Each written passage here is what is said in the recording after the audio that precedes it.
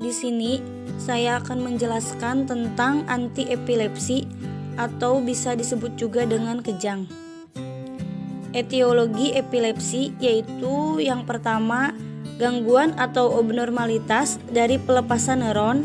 Yang kedua, banyak hal yang bisa menyebabkan terjadinya abnormalitas pelepasan neuron, yaitu seperti cedera kepala, tumor otak, genetik, idiopatik, dan lain-lain. Patofisiologi antiepilepsi yaitu ada dua. Yang pertama, kurangnya transmisi inhibitor. Yang kedua, meningkatnya aksi eksitatori atau meningkatnya aksi glutamat atau aspartat. Adapun diagnosis antiepilepsi yaitu yang pertama, pasien didiagnosis epilepsi jika mengalami serangan kejang secara berulang. Yang kedua, untuk menentukan jenis epilepsinya, selain dari gejala, diperlukan alat diagnostik seperti EEG, CT scan, MRI, dan lain-lain. Klasifikasi epilepsi terbagi menjadi dua. Yang pertama, kejang umum. Kejang umum terbagi atas 4. Yang pertama, tonik-klonik atau disebut juga dengan grand mal. Merupakan bentuk paling banyak terjadi. Pasien tiba-tiba jatuh, kejang, napas terengah-engah. Bisa terjadi juga ngompol atau menggigit lidah. Terjadi beberapa menit, kemudian diikuti lemah, kebingungan, sakit kepala atau tidur. Yang kedua, absent attack atau petit mal. Jenis yang jarang terjadi, umumnya hanya terjadi pada masa anak-anak atau awal remaja. Penderita tiba-tiba melotot atau matanya berkedip-kedip. Kejadiannya cuma beberapa detik, bahkan sering tidak disadari. Yang ketiga, myoclonic seizure.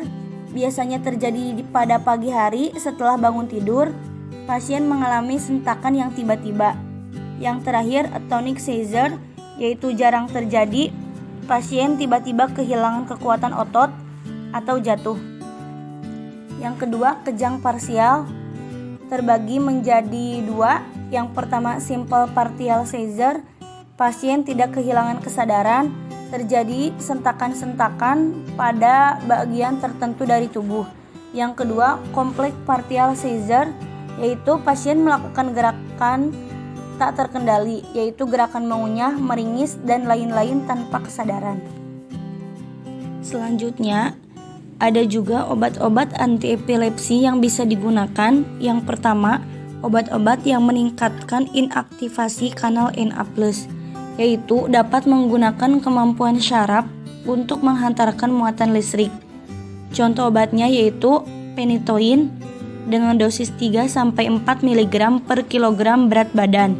Yang kedua, carbamazepine dengan dosis awal 100-200 mg 1-2 kali sehari. Lamotrigine, ada juga oxcarbazepine dan valproat. Yang kedua, obat-obat yang meningkatkan transmisi inhibitori GABAergic. Yang pertama, agonis reseptor GABA, yaitu meningkatkan transmisi inhibitori dengan mengaktifkan kerja reseptor GABA. Contoh obatnya yaitu benzodiazepin dan barbiturat. Yang kedua, menghambat GABA transminase, yaitu konsentrasi GABA meningkat. Contoh obatnya pigabatrin. Yang ketiga, menghambat GABA transporter, yaitu memperlama aksi GABA. Contoh obatnya tiagabin. Yang terakhir, meningkatkan konsentrasi GABA pada cairan cerebrospinal. Contoh obatnya yaitu gabapentin.